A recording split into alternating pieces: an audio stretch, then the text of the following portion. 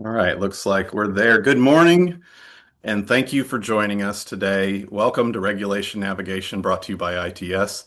This is a webinar series centered around regulation-related topics that cover high-level compliance requirements and give an opportunity for you to learn something new, ask questions, or validate what you may already know.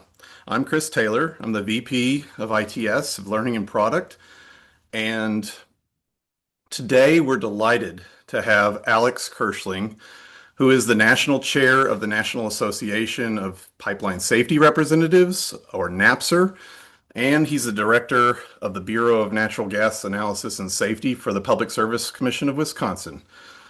He's going to provide a state regulator's viewpoint on PHMSA's stated enforcement priorities, as well as some of the longer range enforcement trends that we've been seeing over the past 5 years. We're also going to touch on some of the latest compliance-related news in just a minute. But before we get started, some housekeeping items to ensure this experience is beneficial for all of us. This session will be recorded, and recordings are posted in the days following to our website, its-training.com. And as a gentle reminder, the information and views expressed in this webinar series may be opinion and do not constitute legal advice and should not be utilized as your only source of information. Please review the disclaimer on screen before acting on any advice given, and seek guidance from legal counsel or other applicable experts if you have particular questions, issues, or concerns. Thank you for that. We hope to have at the end of this session where you can anonymously ask questions about the topics we discussed today. So please type your questions into the Q&A feature in Zoom. We'll address those questions as time permits or respond to you through email if you leave your contact information.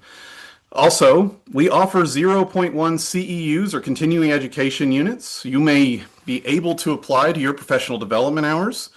In order to qualify, you must attend the entirety of our program today. And after the webinar, we'll send out a feedback form where you can fill that out and return it to us if you'd like a certificate for those CEU credits. Before we begin our discussion of regulatory trends, we have a few news items to cover right off the top. It's kind of been a quiet quarter compared to this summer, so we'll roll through a few of those updates. First up, on Monday this week, the Pipeline and Hazardous Materials Safety Administration, or PHMSA, published in the Federal Register a notice requesting public comment around information requests after receiving a comment from an anonymous commenter and a joint comment submitted by the American Gas Association and the American Public Gas Association on PHMSA's intent to renew approval of the information collection requests due to expire in 2026. So we'll provide a link in chat. The joint comment addressed new customer notifications for excess flow valves, notification requirements for gas transmission pipelines, and amendments to annual reports for gas distribution operators. The comments expressed concerns that these information collection activities are unnecessary and do not meaningfully contribute to pipeline safety.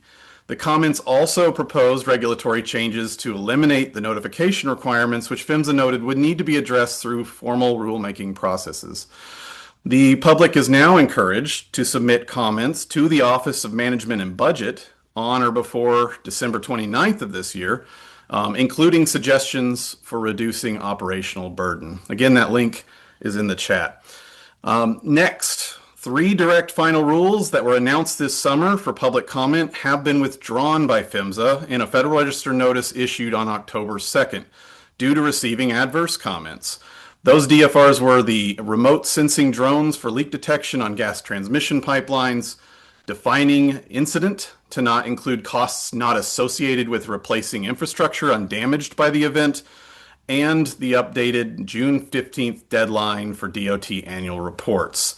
So per PHMSA's direct final rulemaking procedures, the administration may now incorporate the adverse comments in a subsequent DFR, or it may publish a Notice of Proposed Rulemaking, or NPRM.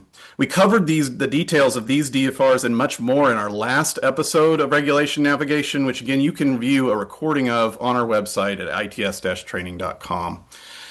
While those 3 DFRs were rescinded, PHMSA issued a confirmation of 17 direct final rules incorporated by reference that will become effective on January 1st in most cases. There's also a technical amendment and a technical correction that already have become effective as of October 9th. You can also find links to these updates on the ITS website in that regulation navigation episode. Something to keep in mind is that PHMSA announced a second periodic standards update on August 21st. The update included 19 industry updates that were incorporated by reference, as well as clarifying regulatory provisions and making a number of editorial corrections. And we have those listed on screen, and we'll have a link to the notice in the chat. And finally, I'm sure we're all very aware and maybe thankful that the government shutdown's now over. Even though PHMSA had reportedly furloughed 190 of its 579 employees during the shutdown, all the critical safety activities and investigations did continue. And in addition, the continuing resolution that was signed into law included reauthorization of liability protections for critical infrastructure owners and operators, ensuring continued information sharing and cyber risk management efforts for the industry. So that's it for the news. Now that we have that out of the way, Alex Kirschling is the current chair of the National Association of Pipeline Safety Representatives, or NAPSR. He serves as the director of the Bureau of Natural Gas Analysis and Safety at Wisconsin Public Service Commission. Welcome, Alex, and thank you so much for joining us today. Alex, before we get into our webinar topic, I was wondering if you could give our audience just a brief introduction to your role as a state regulator in Wisconsin and your work within the NAPSR organization. I believe you just became the national chair. Yeah, that's correct, Chris. Just want to thank you for having me today. Really happy to be here and look forward to the discussion today. So I'm Alex Kirschling. I work for the Public Service Commission of Wisconsin. As you mentioned, Director of Bureau of Natural Gas Analysis and Safety. I also serve as the state's designated Pipeline Safety Program Manager, which is how my involvement in NAPSR began. So NAPSR is made up of the state pipeline safety representatives from all of the states which have a state program. So that is all of every state other than Alaska and Hawaii, and including the District of Columbia and Puerto Rico as well. So NAPSR is made up of the pipeline safety program managers, such as myself, and also the inspection staff from each of those groups as well. And so, as you mentioned, I'm currently serving as the chair of NAPSR. We kind of rotate that between states. So each person serves as a chair for a year term. So just started that recently, and I'll be the chair for the approximate next year here. Well, congratulations for taking on, and I'm sorry, I guess, for taking on the responsibility, but it's important work.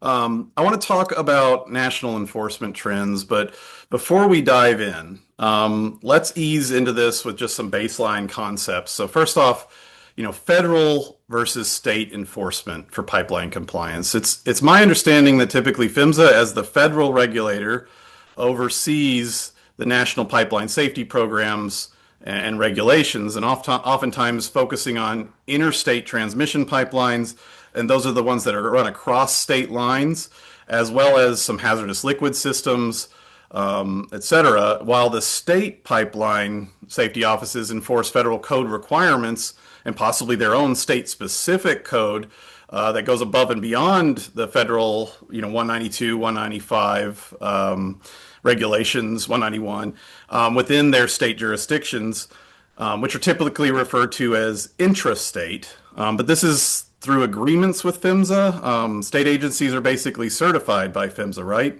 Can you clarify or expand on how enforcement is typically divvied up and what that looks like?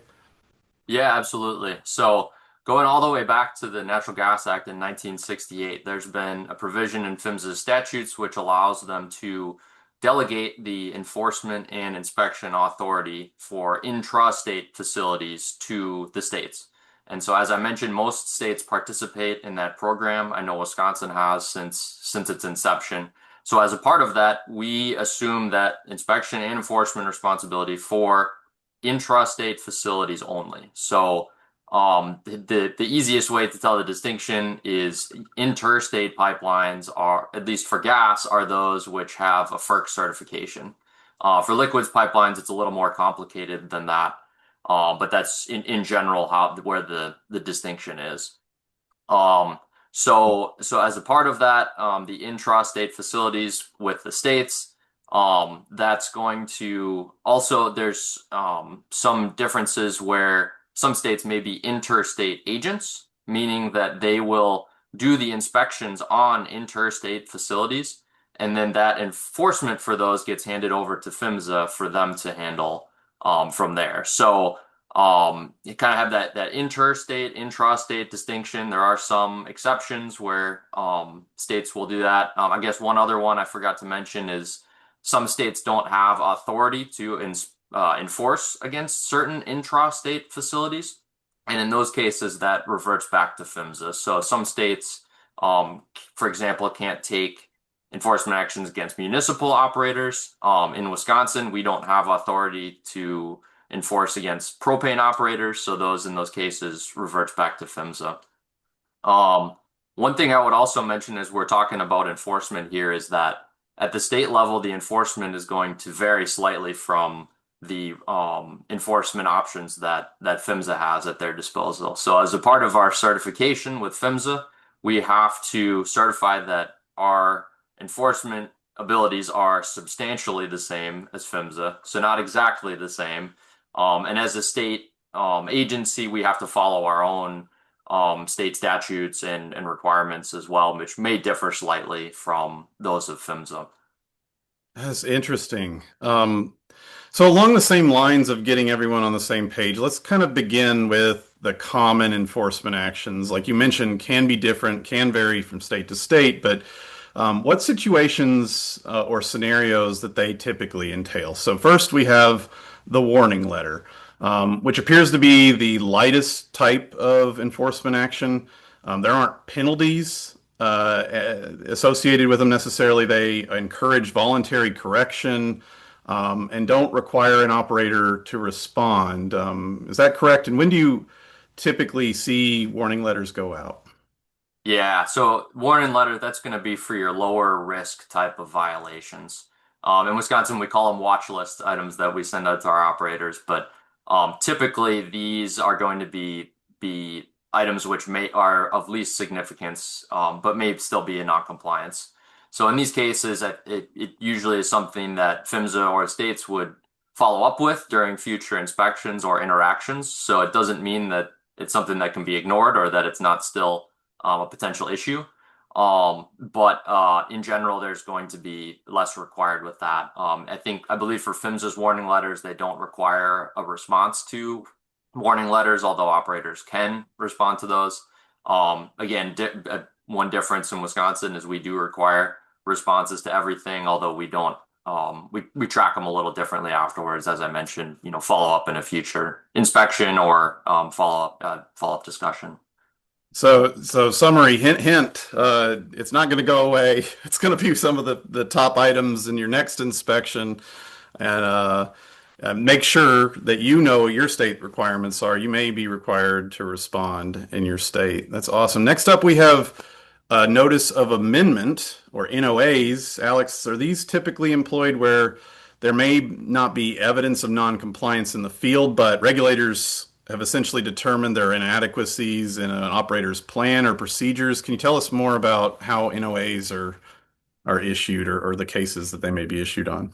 Yeah, so NOAs, that's going to be for issues specifically with plans and procedures that require revisions. So now the means that those were found may vary, but in general, it's always going to involve required change to those plans and procedures. So as a part of those response, my understanding for PHMSA's at least is that those may require a response, or the operator can request a hearing if they disagree with the citation for that. But typically with the NOA, it's saying you must make this change to your procedures to address these deficiencies.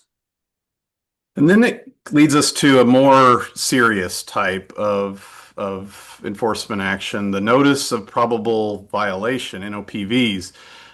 This action involves a violation and may result in a penalty or a compliance order. Alex, where do you draw the line between, I think you kind of just established this a bit, but between the NOPVs, NOAs, and can you walk us through a few examples of NOPVs? Yeah, absolutely. So NOA, as we talked about, that's going to be more procedural issues. NOPVs in general will be more not following certain code requirements or not following certain procedures in practice.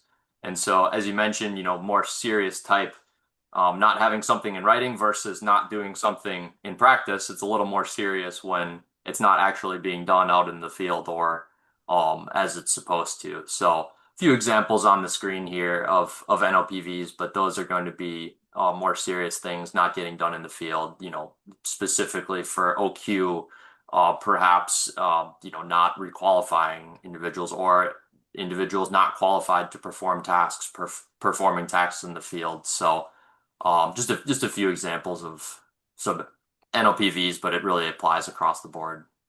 A real quick follow-up, but like, do NOPVs typically, I mean, are those from field inspections more often? Are they from incidents? Like, where do you see those? Are they just, how do they bubble up most for operators? Yeah, that's a great question. It could be all of the above. Really? Certainly, as a part of incidents and as well as field inspections. Fortunately, I think we do a lot more inspections than we do incident investigations. So I think Thank naturally goodness. you would see more of them from those field inspections. There are few less common examples of these next types of actions. There are safety orders and corrective action orders. Alex, can you tell us, more about these and their use cases? Yeah, yeah. So again, this is a little different than what we have in Wisconsin at least. Yeah. But the corrective action orders, as far as I know for PHMSA, that's going to be your more serious issues. So things where it may be an urgent situation or there is an imminent danger. So that could involve oftentimes involve an incident or some kind of spill on the hazardous liquid side. My understanding with these, they could also be a proposed corrective action order if it's less urgent, but in general, these are going to be orders which are issued requiring operators to take immediate action for a safety hazard. And then for the safety orders, that's going to be less urgent uh, risk than the corrective action order may precipitate. So those are notifying the operator of a condition that requires action. And as it says right in the title, notice of proposed safety order. So there's the option for the operator to respond to that as well. But again, something which requires action and is deemed to be a risk to pipeline integrity. Well, I feel like that's a good foundation. Thank you for helping us cover some of the basics here, which will help inform our next bit here. So let's shift to enforcement trends that we're seeing as we approach closing out 2025. And so for our viewers, you can find this raw, publicly available data set on the PHMSA website yourself. You can conduct your own analysis from the phmsa.dot.gov website. We'll have the link in the chat that gets you there. But first of all, we're going to start looking at a quarterly view of the PHMSA federal data for 2025 by case type. So bearing in mind this year isn't finished out yet, we kind of got a snapshot at the end of, in just like last week or 2 weeks ago or so, end of November here. So 2025 isn't done yet. And this data doesn't include information for the vast majority of state enforcement violations. This is PHMSA's federal data. But you can see the legend there has the NOPVs we just covered, the NOAs, warning letters, and safety and critical action totals. And they totaled averaging around 30 for the year each. We can see some low startup numbers in quarter 1. Alex, could this possibly be due to the administration change? How do you interpret kind of these numbers? Yeah, so as you mentioned, Chris, I think the one important note on it is that the data here is only for the federal enforcement, Mhm. as you mentioned. So that's going to be the PHMSA inspections and enforcement actions, and then those state actions where the states don't have enforcement authority. So the interstate agents or states which do not have enforcement authority over municipals or other certain types of operators. As you noted, I would say the first quarter largely due to the administration change. I don't think it's uncommon for us to see things slow down a bit with PHMSA and the federal government in general when there is an administration change. You've got new folks coming in to the agency, kind of getting a handle on things. So I would certainly attribute that to that change. And then as you mentioned, fourth quarter, it's still a work in progress. So I would imagine those numbers will increase as we get to the end of the year here as well. So, how does 2025 stack up versus the last 5 years? So, from the peak amount of cases in 2021, you can see on screen, enforcement cases have been trending down generally over these last few years, but we're at a sharp drop off of over like 50% over last year right now. Anyway, again, jury's still out for the end of the year. Do you think we'll see this climb again to previous case levels next year? Yeah, it's hard to say. Don't have a crystal ball, unfortunately, to Right. be to tell exactly how that's going to go. But I think it kind of depends on two parts. Certainly what is found during inspections, or incidents for that matter, and then the enforcement actions that PHMSA wants to take with the findings that are coming out of those inspections. One thing I would mention also is that not every violation is created equal either. There are, simply looking at the number of violations or enforcement actions that issued may not tell the whole story if you have some which are more serious issues, which are being found and enforced upon. So, that being said, are we going to reach those levels of 2021? I mean, probably unlikely, but again, kind of hard to say depending on what happens in the field. Well, thank you for even going as far as you have as being a state regulator and not speaking for PHMSA, right? But another view we can look at the data is this heat map, and it's by region. And you can see 2025 is certainly the most blue, just representative of the last chart we saw. It's interesting. You can also see the central region in 2021 definitely drove that year's higher case total. You can also see that the southern region generally has the least cases brought forth. Alex, can we take a moment to explain PHMSA's 5 regions and perhaps touch on the disparity in the numbers? Yeah, absolutely. So PHMSA is broken down into 5 regions. Actually, NAPSR is broken into regions with the same geographical areas as well. Oh, One thing I would note with PHMSA's regions is that they do inspections outside of their geographical regions. So they're generally assigned by operators. So, the facilities, the interstate facilities we have in Wisconsin may not be inspected by the central region. One other thing I would note is that the southern region you mentioned had the least enforcement actions. They're the smallest region in terms of staffing as well, and I would imagine therefore have the least infrastructure under their purview. The other thing is that some inspection types are based entirely out of one region. So one example I can think of is LNG inspections. That's primarily conducted out of the Southwest region. So they're doing all of those around the country. So it's not necessarily specific to the exact geographical region, but they have things divvied up amongst them in a way that makes sense operationally for them. that really like colors it helps inform what we just saw on screen there. Thank you for that.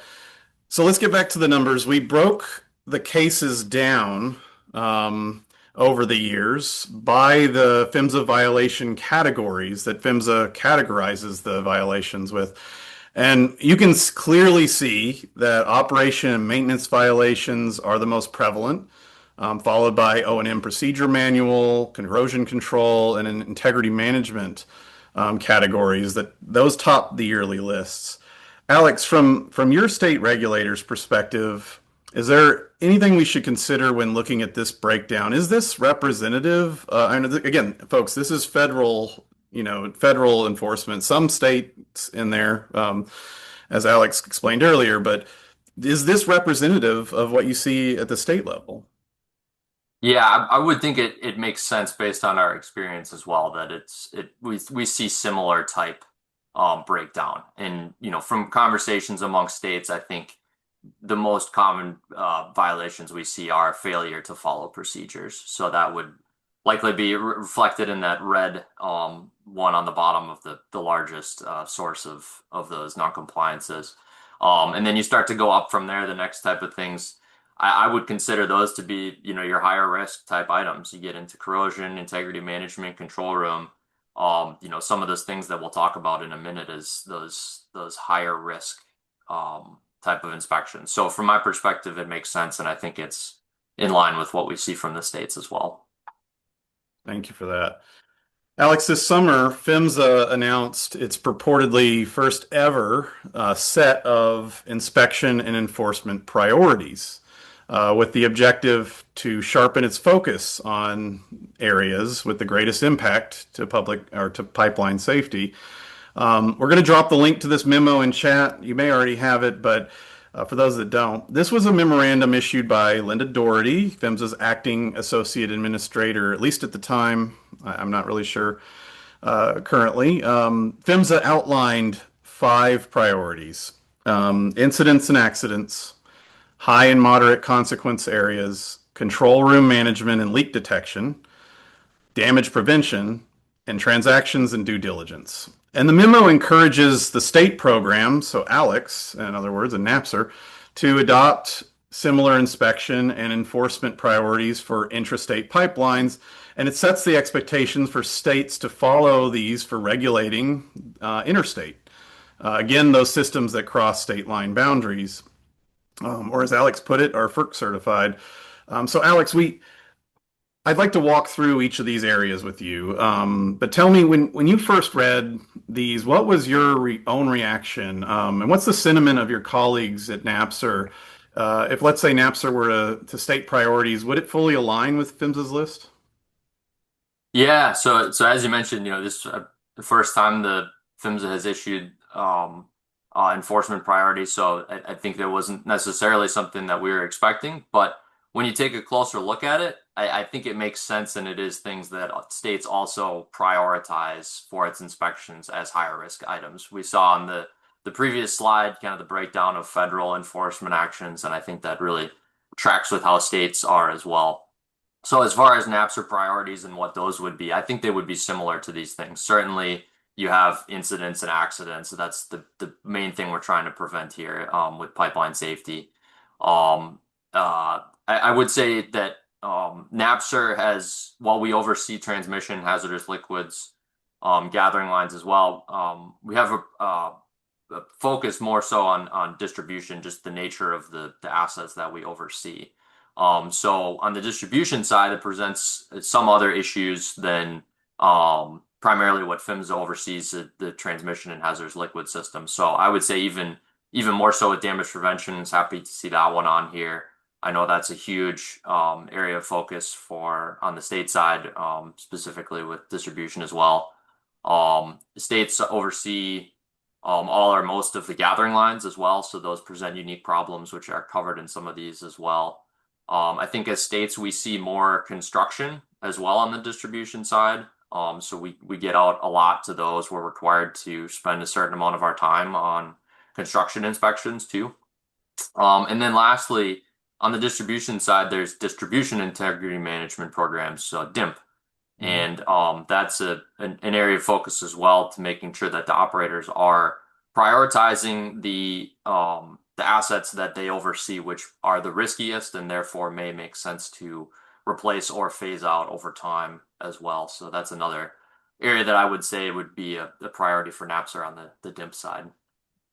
Thank you for giving that perspective. So priority number 1, I'm going to dig into incidents and accidents. So in the memo, PHMSA states its priorities are data-driven, And that data shows that most pipeline incidents stem from either corrosion, third-party damage, control room issues, incorrect operation, or equipment failure.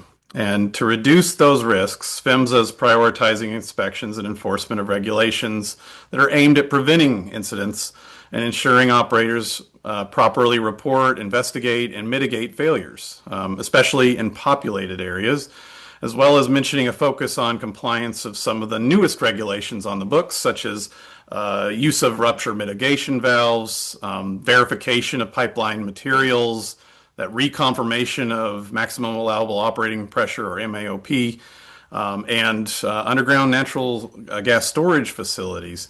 Alex, your thoughts on the focus for priority one? I know you just talked a little bit about it, but of these, where do you see state regulators focusing most on? Yeah, so of course that's priority number one, pipeline safety, preventing incidents, accidents. So I think that tracks of listing that one as number one. Unfortunately, with incidents and accidents, there's often lessons learned from that, and that's most of the current regulations we have were written in response to those incidents. So Yeah. um, one thing I would notice or note as a focus for states on the distribution side, excavation damage is a leading cause of incidents on that side. So I think from the perspective of incidents, damage prevention is an area of focus for states on that side. In your experience, how do regulators typically balance or approach, focus on newer regulations, such as the rupture mitigation valves or the MAOP reconfirmation, that they're being effectively implemented in the field? What's the approach?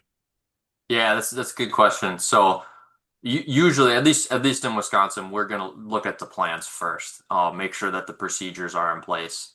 That's typically going to be the first order of business, and um, going from there. So then, after we've confirmed that, then you're going to look at field implementation and make sure that it's actually being done out in the field as well. So as a part of that, there may be some grace period. We're not going to say we want to do the inspection one day after the effective date necessarily, but try to also do that as quickly as possible too.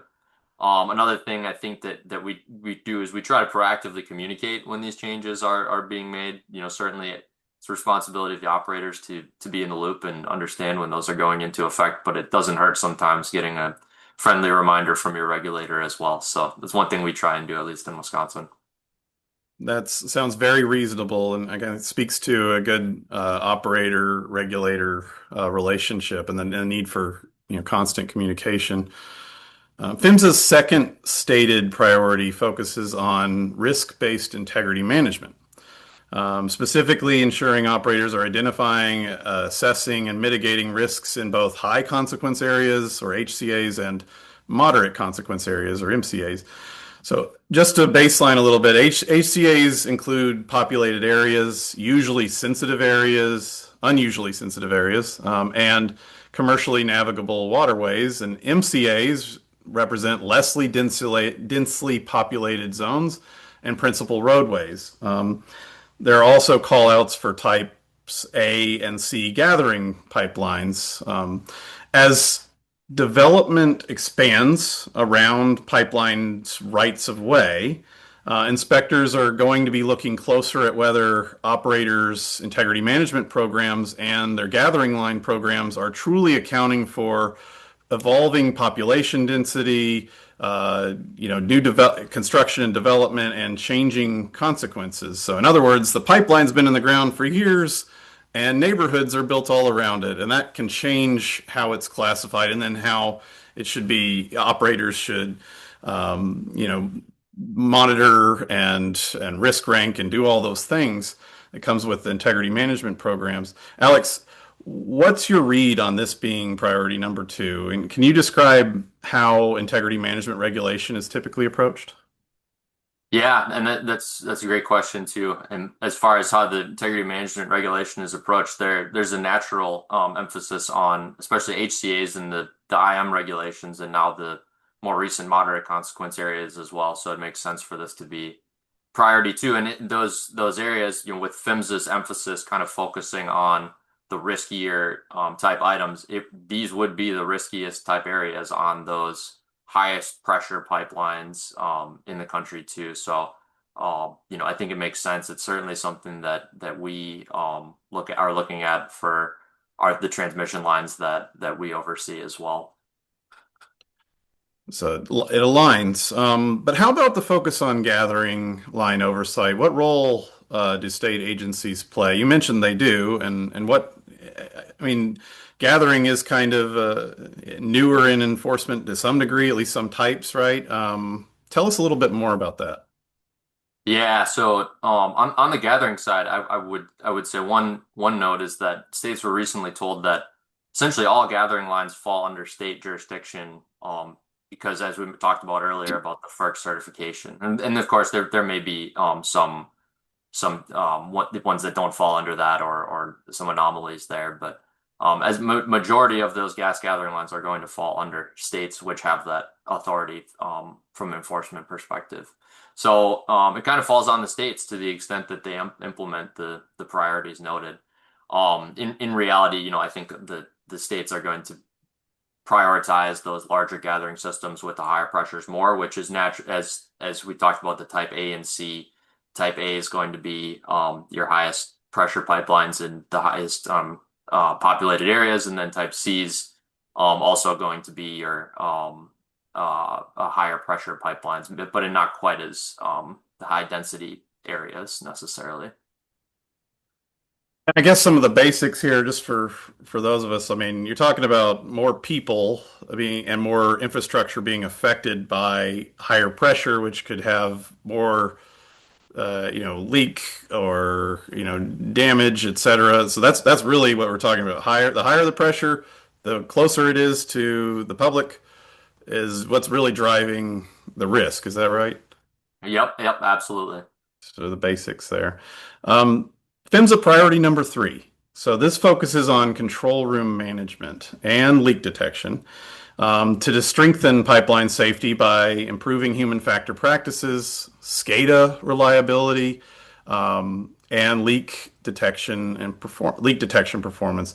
This goal is to reduce operational errors, to enhance emergency response by ensuring operators maintain robust programs and written procedures that support safe and timely decision making and control room resilience. So kind of a summary of what PHMSA's priority number 3. Alex, at first, I found the combination of CRM and leak detection kind of an interesting one to put together as a priority. Um, I, I know you have like a leak alarm or something in the control room, okay, but then it's really talking about all the patrolling, all the leak detection requirements, et cetera, as well. And I do, more I thought about it, I do see them linking in a kind of an operational situational awareness and real-time risk recognition and response. But what do you think? What was your reaction to that? Yeah, I agree, and especially when you look at it through the lens of PHMSA, who's primarily inspecting those higher pressure pipelines, which may rupture before leaking or may have more easily detectable leaks from a control room, versus your distribution systems where that may not be the case to be able to find those. So I think it makes sense to combine those, especially from the perspective of the higher pressure pipelines. On the distribution side, I think there's still some links together, and specifically on the leak detection and emergency procedure side of things. We talked about damage prevention a little bit. I think that's the next one on here as well.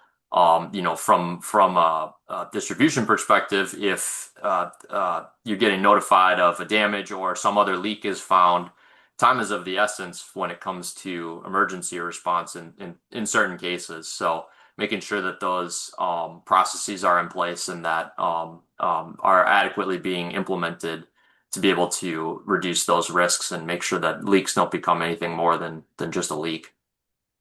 Yeah, that makes sense. Thanks for explaining that. How do regulators currently evaluate whether an operator's control room management program effectively addresses the human factors and the SCADA performance? Do you anticipate anything to change with this increased focus? Yeah, I don't think I necessarily anticipate many changes, at least not on the state side. I think human factors has been a part of CRM since the beginning. So Sure. you obviously have to look at things such as fatigue of the controllers. The way I see it is you could have the best CRM system possible, but if your controllers aren't recognizing the problems or aren't put in a position to succeed, then it's not doing much good at that point.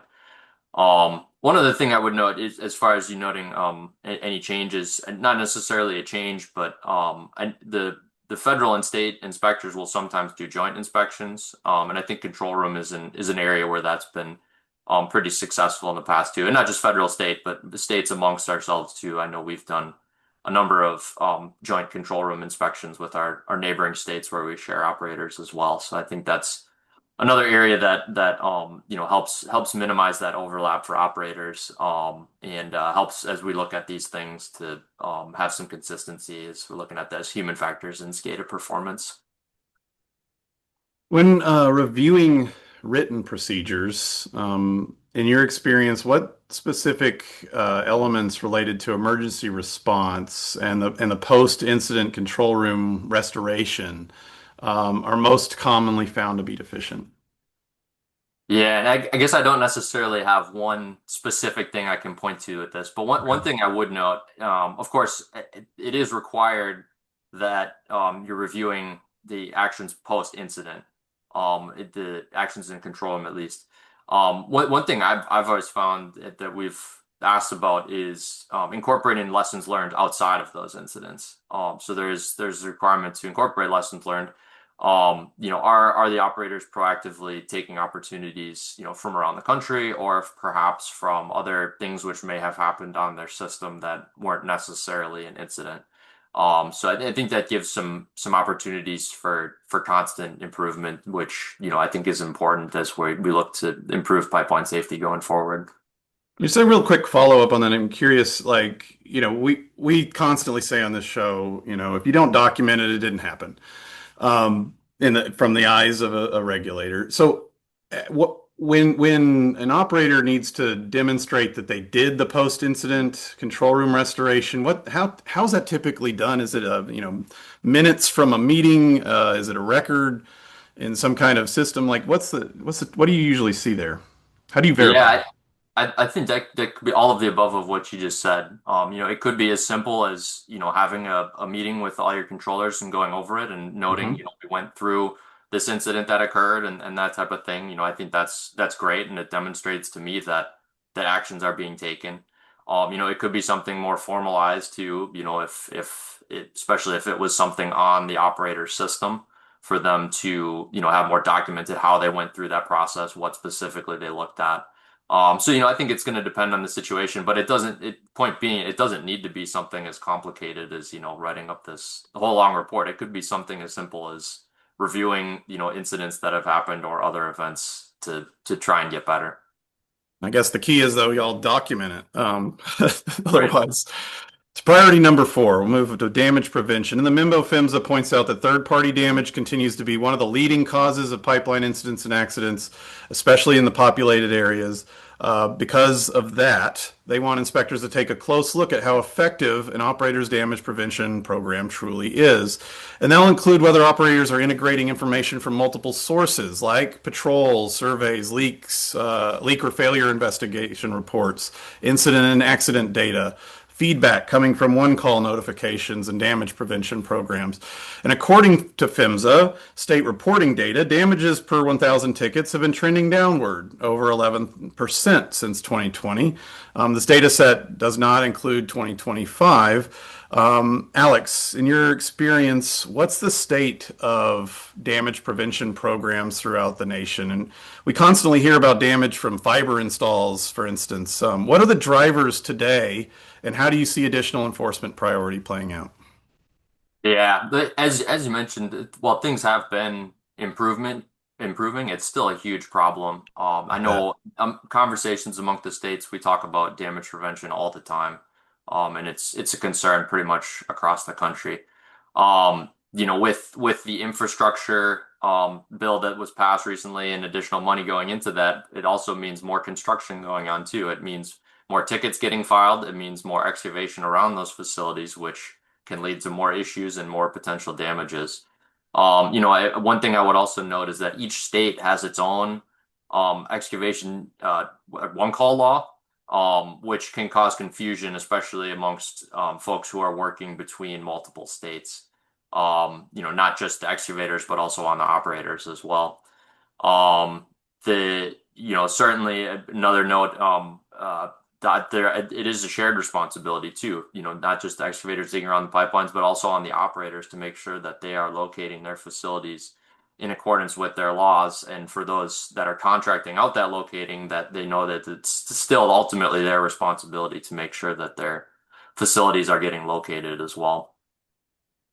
Priority number four also calls out public awareness programs, whether operators are going beyond the generic messaging and specifically targeting outreach toward areas or communities that have higher rates of excavation damage. Alex, is PHMSA signaling that these areas aren't supposed to just be check the box activities? What's the reality out there? Yeah, that's right. One thing I would note is there continues to be incidents or near misses, at least where the public smells gas and then doesn't report it or waits a while to report it, which is, of course, not what we want to have happen. We want people, if they smell gas, to call 811 right or call 911 and the operator right away, and get that addressed. So, it's hard to force people to take in that information, though. You can't make them read a mailer necessarily. So that I think where that comes in is trying to get creative today and use today's technology wherever you can, to try and reach the most people, and then make a good faith effort to try and understand if what you're doing is actually working. I know that can be hard to try and quantify sometimes, but as you mentioned, trying not to make it a check the box activity and trying to really get the word out to people that so that they understand if a situation ever comes up. Demonstrate you're trying and trying new things is what I'm hearing. Priority number five is about transactions and due diligence. PHMSA notes that pipeline assets are bought and sold all the time, and when that happens, the agency's focus is making sure both the buyer and the seller meet their safety and compliance obligations throughout the transaction process, and that PHMSA expects asset transfers to be reported promptly. And in the memo, PHMSA is reminding operators that when regulated pipeline facilities change hands, all necessary records must transfer with them. That includes integrity data, compliance documentation, known issues, any significant upcoming regulatory deadlines. PHMSA is also emphasizing that safety responsibilities don't disappear just because an asset changes owners. Any open enforcement orders, whether those are compliance orders or special permits, warning letters, remain attached to the asset itself. And that means that the buyer inherits those obligations the moment the transaction closes. Alex, I didn't realize this was a common concern, but do you have any comments? How is this being regulated now? Yeah, it happens all the time where companies are changing hands, especially with, gathering operators, but also with large distribution companies or larger companies as well. As you noted, it can create some pretty big issues when records aren't being transferred. As we know, there's a lot of records which need to be kept for a number of years, or even in some cases, the lifetime of the pipeline. So if you're losing those, that can create problems down the line for demonstrating compliance. From my perspective, I think we talked a little bit about communication, Chris. I think that's where this is critical as well, and that those conversations are being had at the beginning, versus after a transaction closing.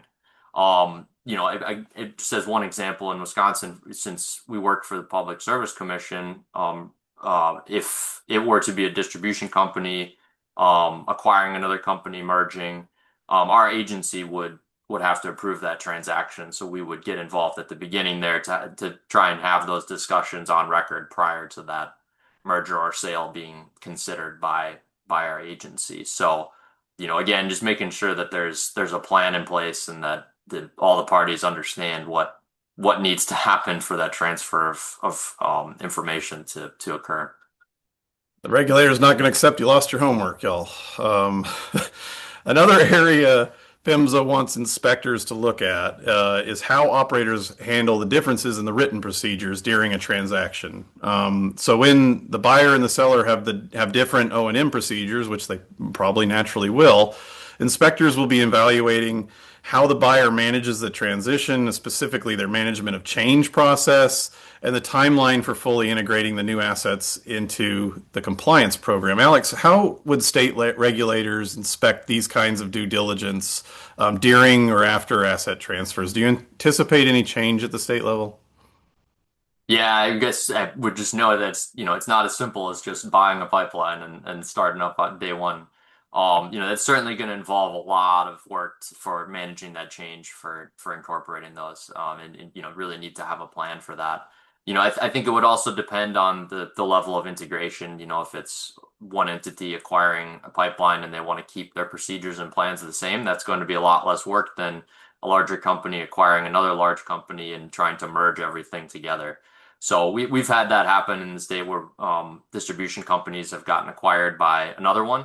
And that was years ago, and they still have different procedures to this day. So I think I would, from my perspective, it's best not to rush into those changes necessarily to make sure that it's really calculated how those are being implemented to make sure that, the specific attributes of the assets are being considered with those procedures.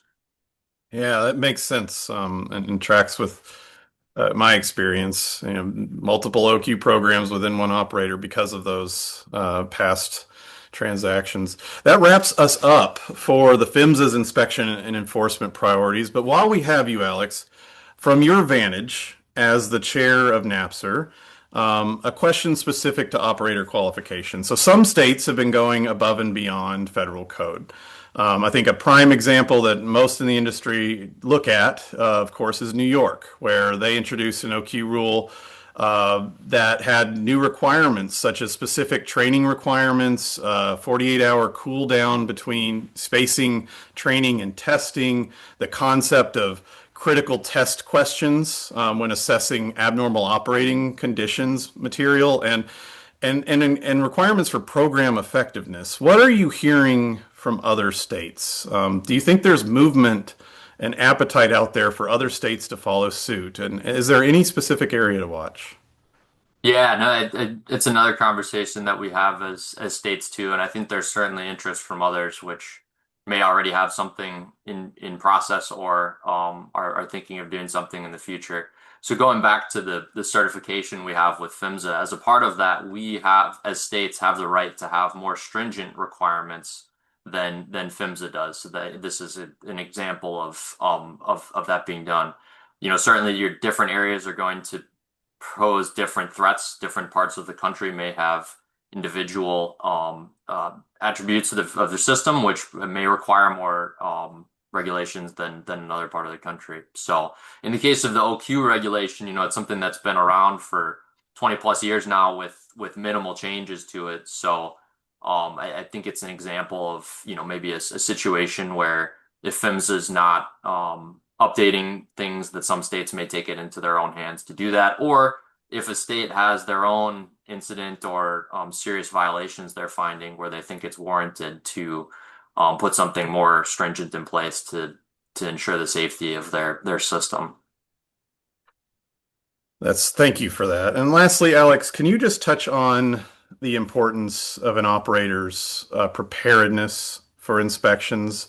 What's some advice you give to, let's say, an unseasoned compliance professional to set them up for success? Do you have anything to add to these best practices, this checklist that we have on screen, or will? It's coming up. There we are. Yeah, so while we're waiting for that to come up, Yeah, there we I go. would say we can tell when an operator is prepared going into an audit.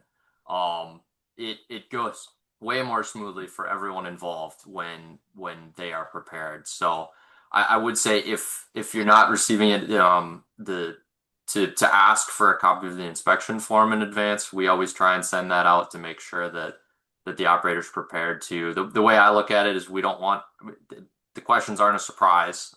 We not trying to play gotcha. We want the inspection to go well too, just as much as as they do, and we can tell when that preparation is happening. Certainly as a part of that, having the right staff available, throwing a poor compliance person to the wolves to answer, in-depth integrity questions may not work out the best and require a lot of follow-up after the fact too. We talked about communication. I think there's really an emphasis on that and making sure that that's being done. Certainly reviewing previous violation information. That's something we look at when we're preparing for inspections too, of how did things go the last time, and then, making sure that those have been implemented and resolved too. And then, yeah, we talked about looking at the question sets as well. Another thing I would note that we encourage to our operators is to self-report when they find issues. We give credit in our enforcement actions when that's done, and certainly take it into consideration when we are issuing those too. So within reason, of course, we don't want anyone to tell us we decide to turn off our odorizer for a year and are just realizing it now. But you find some intervals have been lapsed or something. We always appreciate when those are brought to our attention first, and usually makes it go much smoother after that. Be proactive and open and honest, I think so. Alex, we're so grateful. Thank you so much for joining us today and sharing your expertise and insights. We're running up on time. We'll go a little over. We know that if you got to drop off for all your other meetings, please do. But we're gonna take your questions and answers in. You can enter those into the feature in the Q&A feature in Zoom. And we'll follow up if you include your contact information if we don't get to you today. So let's just recap with what we call our top five takeaways from today's discussions.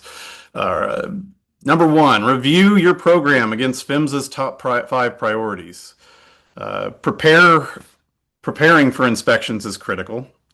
Establishing a relationship with your regulator and keeping communication is important. Although there are fewer federal enforcement actions in 2025, inspections and severe penalties are continuing, and you should pay attention to the direct final rules that are coming into effect in 2026. Don't forget about your opportunity to get continuing education credit, CEU credits for your professional development hours. Again, we'll be sending a feedback form out following the webinar, and you can fill that out and receive those if you attended the length of this program. As we close out 2025, we're gonna just fly through this piece. It's just a quick look back of our last four episodes of Regulation Navigation. You can view all of these. They're still highly relevant on our website at its-training.com. We covered PSMS. We covered OQ, the 1161 API's recommended practice for operator qualification for liquid pipelines. They had a new edition. New edition of ASME B31Q came out this year. We covered what changed there. And in last episode, we covered many of PHMSA's recent rulemaking actions. We had the lovely Aaron Carilla from the American Public Gas Association on. That one's still really got great information. If you got your cell phone, you can just scan that QR code real quick. We'll leave that up on screen for a second. Again, we're ready to take your questions. We've got a couple in. First, Alex, curious about enforcement of both more severe cases, NOPVs and CAOs, and the smaller level cases such as warning letters. I'd also love to hear. Oh, we covered that. All right. I think we covered that pretty well. Here's the one. How was PHMSA's view on civil penalties as an enforcement expectation changed over the past several years? Do you have any comment on that? Yeah, that's a good question. I think PHMSA has demonstrated, through different administrations that they're still willing to take those enforcement actions, including civil penalties when necessary. So, maybe the level of violations which warrant those may differ, but I think for your serious high risk type violations, I think PHMSA has demonstrated that they're willing and want to go there when required to help to do whatever it takes to ensure pipeline safety. Here's a really specific one. What is the enforcement for weak links for plastic service lines installed by trenchless excavation? They say that 192.329 addresses pipelines and 192.376 services. However, A and B of both sections are identical, and B refers to the pipeline section but not service. Can you elaborate a little bit on that? Yeah, and I think the difference there is going to be your different subparts. So 329 being in subpart G, which if you look in the scope is only applicable for mains and transmission lines. And then 376 is going to be your service lines within the meters and service regulator service line sections. So if you put the requirement only in the mains and transmission lines, subpart, technically then it doesn't apply to service lines and vice versa. So you'll see some duplication of requirements in those two sections specific to those requirements to make sure it applies to everything. Way to take that one. That was really specific and technical to code. We have one. Thanks for clarifying the distinction between federal and state enforcement. Any ideas about how state level enforcement has changed during this new administration relative to past administrations? Have you detected any change amongst your colleagues? Yeah, that's a great question, and I think it's really business as usual for us. As we talked about, I think a lot of the priorities PHMSA has noted that they encourage states to also implement are things that we are already doing as states too. So I would say for the majority, I don't see us changing as much. I guess one thing that comes to mind is, I think we're placing more of an emphasis on damage prevention too. At least we have a lot of conversations about it. So, if there was any one thing, that's maybe one that I would point to. And another one, what enforcement priorities are state regulators and PHMSA likely to focus on for natural gas emission reduction programs? Do you anticipate that these requirements will ultimately mandate the use of advanced methane leak detection technologies, AMLD? Do you have any comment or thoughts? Yeah, that's a good question. Of course, we have the LDAR rule, which was issued earlier this year and pulled back, and it's still a congressional mandate out there. So, I suspect that PHMSA will do something with that at some point since they're still required to. Now, the extent of what that is, I think remains to be seen. There are some states, we talked about state regulations who are looking to put their own requirements into place related to that. I know some states already have certain requirements in place specific to grading leaks or timelines for repairing those. So I think it's something that we'll of course continue to monitor and you know as we're getting more advanced with technology, trying to incorporate that in a way which helps us drive pipeline safety forward too. Thank you, Alex. I got a note from somebody that's saying the ITS training link for other RegNav webinars isn't working for them.